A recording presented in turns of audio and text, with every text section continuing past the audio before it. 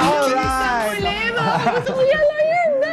Yes, ako, good morning po sa inyong lahat. Of course, I'm back at nako, ang dami-daming mga kwento, ang dami-daming mga nangyari, yung mga nakita natin mga artista doon. Mamaya kwentuhan mo Yes, kami dyan, maraming Kuya kwento. Lars. At syempre, yung mga pasasalamatan natin like si Tito Manny and Claire Padama, June Padama. Uy, happy birthday, Malu Santa Maria Padama. Happy Yan, birthday! At hello kay Julian and Jaden. Alright, at heto na po ang ating hinihintay na.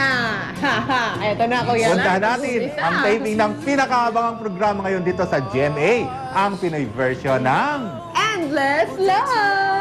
Siyempre naman, big time ng mga bida rito. Walang iba kundi ang Ultimate Love Team ngayon, Ding Dong Dantes at Marian Rivera. At makakachika natin sila ngayon, kasama siyempre si Suzy. Go, Su! Kuya Lar, I missed you. Welcome back. Kuya Lar! Dadala ko dyan mamaya. I'm sure may dala kang mga magazines and stuff. Binalikan. Halika na. Oo, Nakuha na Kuya ni Lar, Lynn. see you in a while.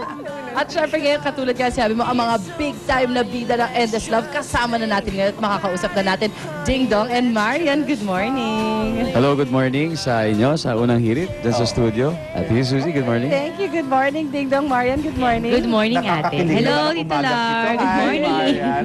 Ayan, Dang, hi, Dong. Chocolates ko. Nandito, halika. Ayan, nandyan lang. Sabi ko na meron yan si Kuya Lar. O Kuya Lar, mauna na kayo dyan. Ang questions sige. for Ding Dong and Marian. May tanong ako kay Dong and Dian. Kayong dalawa ba nakaka-identify din sa characters nyo bilang Johnny and Jenny? Yung pagiging sobrang in love sa isa't isa, nakaka-identify ba kayo dyan? Sa totoo lang, Kuya Lar, medyo mahirap talaga para sa akin yung role na to. Mahirap seriously. Oo, may parts, may certain siguro characteristics si Johnny na nakaka-relate ako. Pero syempre, the bottom line is syempre yung genuine love. And siguro doon namin binabase talaga yung kung saan namin hinuhugot yung mga para sa characters namin. Kasi dito, basically, magkapatid kasi sila eh. Yun na muna sabihin namin, magkapatid sila. So, yun naisipin niyo, paano yung paano yun? pagmamahal ng isang kapatid o pagmamahal ng isang tao na hindi kapatid ang turing. Parang So ganun. complicated. Ano yung characters ni Johnny na nakaka-relate ka? Siguro ako yung pagiging protective sa mga mahal sa buhay. Yan. So, gano'n ka-protective kay Yan? Marian. Ay! Totoo ba yan, Marian? Protective na protective sa'yo? Sobra.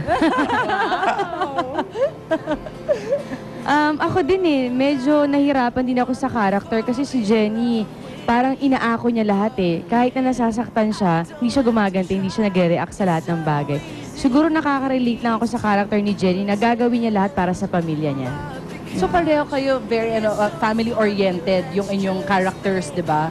Ayun. So ano naman yung mga challenges na meron sa inyo? Kasi Endless Love, sobra siyang sikat na soap na si Arnold Clavio, may mga updates pa siya sa amin every morning sa kung ano nangyayari sa Endless Love the night before.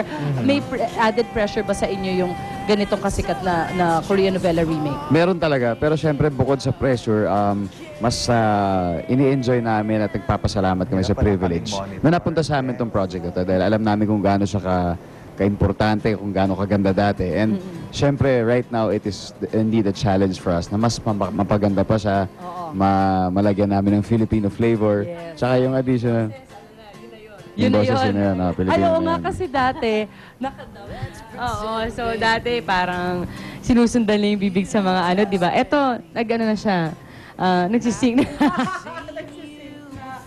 doon sa original, did you watch any of the episodes nung original? At saka may scenes ba doon na parang you can't wait na i-shoot yung part na yun? Ako kasi binigyan nila ako ng CD, pinanood ko talaga at napakahaba niya dun sa CD na yon. Tapos siguro ang gusto ko halos lahat maganda, nakakaiyak. Yung kahit hindi sila nagsasalita, mararamdaman mo yung sakit. Siguro yung pinaka magandang part doon, yung pinasan ni Johnny si Jenny. Nung pinasan, oo. Oo. Classic yan. Kasi parang nung mga, basta yun, panoorin nyo.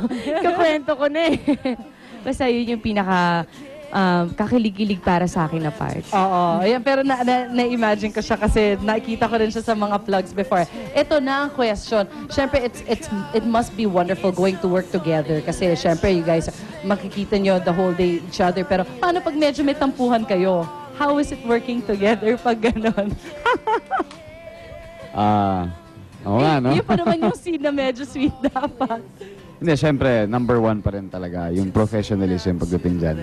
And then siguro kung ano man ang mangyari after shooting, after the scene, then siguro we'll have to deal with it later on. Pero syempre kailangan unahin yung para hindi maapektuhan. But syempre knowing her, napag-uusapan naman ng lahat. Kailangan lang medyo palamigin lang ng konti. Wag papatulan agad. Ano lang, medyo, muna, Oo, hiwalay ng parang konti. ganun, parang ganun. Cool off ng konti. Alright. Tama ba yun, Marian? Tsaka if ever man, sobrang bihira lang. Tsaka kung magtampal man kami, magkatinginan na kaming dalawa. Pag nag-smile na kami, tapos na yun. Ang sarap naman. Sana lahat ganyan lang, di ba? Simple lang. Magkakaintindihan na agad. Well, thank you so much, guys. Siyempre, ito pa lang ang unang pagkakataon na makakasama natin. Patikim pa lang yan dahil mamaya, ito na alam na nila, may games mamaya.